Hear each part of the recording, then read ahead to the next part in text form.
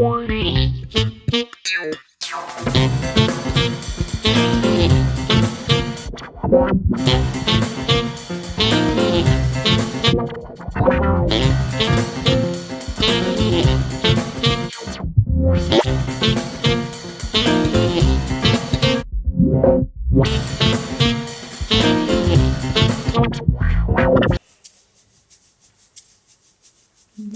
tree of life my soul hath seen, laden with fruit and always green.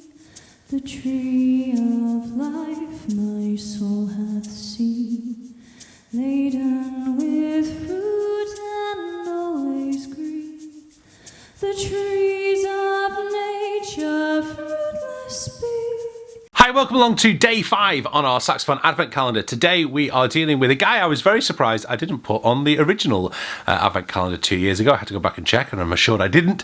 The fantastic Joe Henderson, there we go. Now, Joe Henderson, for me, navigated that tightrope from the 1950s, 1960s mainstream hard bop movement into the avant-garde better than anyone else, I think, on the saxophone. He was a very vulnerable player in his tone. It's often said that Joe Henderson, when you heard him live, was extremely quiet as a player. You know, you could barely hear him in the club. It's only on the recordings of the technology available on the recordings does his sound come through. And what a sound he has. Henderson was born in Lima, Ohio in the United States in 1937, and he was one of 15 children. Mrs. Henderson must have been very, very, very busy. He studied with the great Larry Teal. There's a lot of great books out there written by Larry Teal for music, jazz music and the saxophone.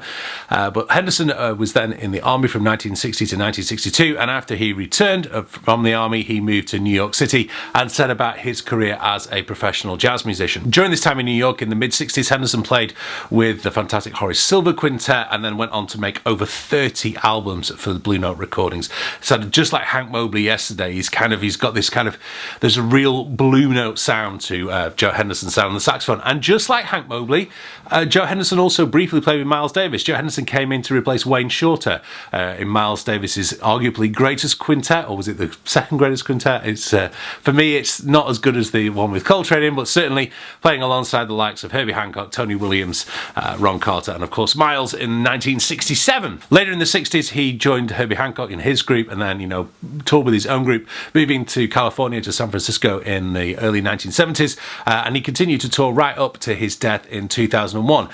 Some of my favourite Joe Henderson albums are actually the ones he made in the 90s for the Verve label. Sorry, they're some of the earliest albums I came across. Obviously, they're not early within Joe Henderson, but in my development, they're the albums that when I hear them, they are for Joe Henderson, particularly the music of Billy Strayhorn. I love that one, and I love the version of Take the A-Train that he does on that album as well. So check out the playlist below, and you know, make sure you find some Joe Henderson music, and if you're able to, transcribe things. Don't go looking for the lead sheet.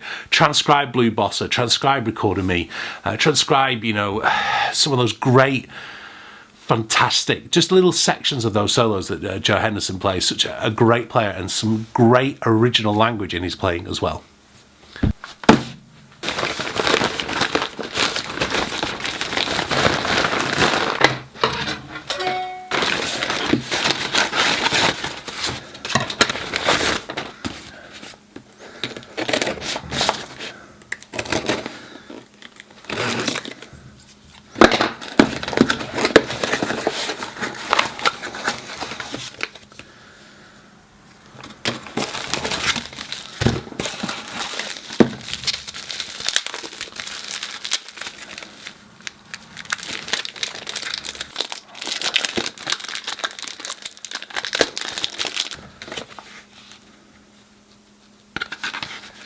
So a nice early Christmas present. Thank you to the guys at Silverstein.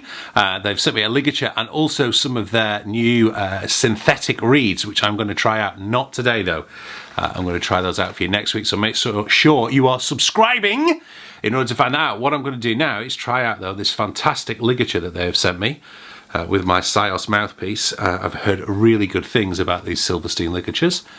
I'm looking forward to giving it a go. This is not a review, I hasten to add. I will be doing a review again in a separate video. This is just a very brief tryout.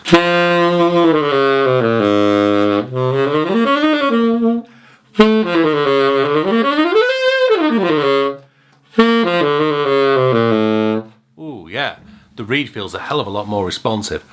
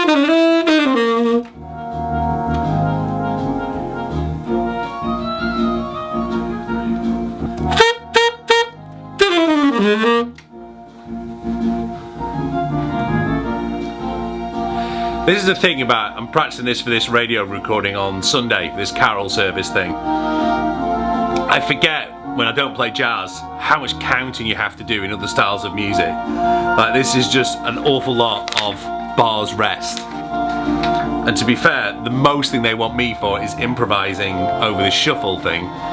Just, you know.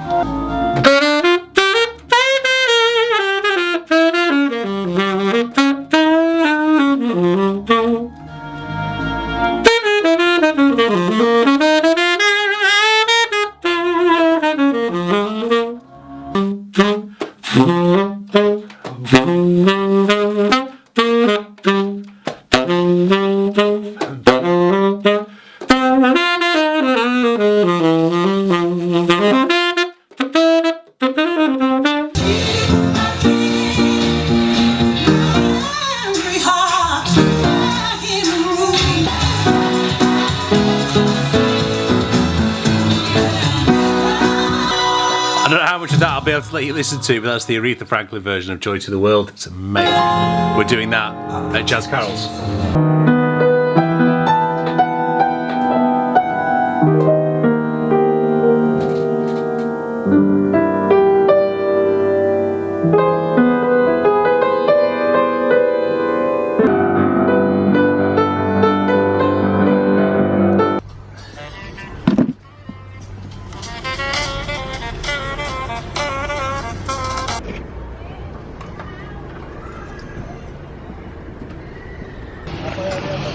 Katy and decided to get my car washed properly. I did go to the normal one you sometimes see me use, but there's 7 cars queuing up outside of it. It's been cold, the salt's out on the road, so I'm letting these guys do a proper job, and then I need to go and pick the children up from school.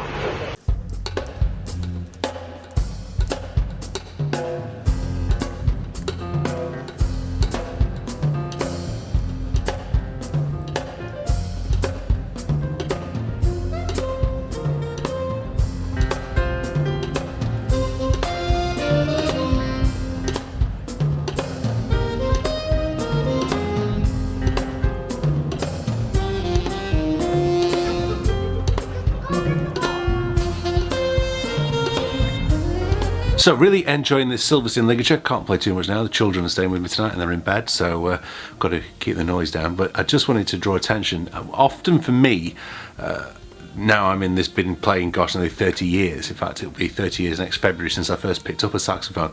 Things like the ligature, the reed sometimes, even, you know, this neck. On a really good saxophone, it's often marginal gains, but those marginal gains add up to a transformation in performance, and I really do like the way this ligature allows the reed to respond. I will do a full comprehensive review of it, maybe this weekend, maybe next week. Make sure you're hitting the subscribe button to make sure you catch that as soon as it comes out. Anyway, that's Joe Henderson today. Fantastic, fantastic player.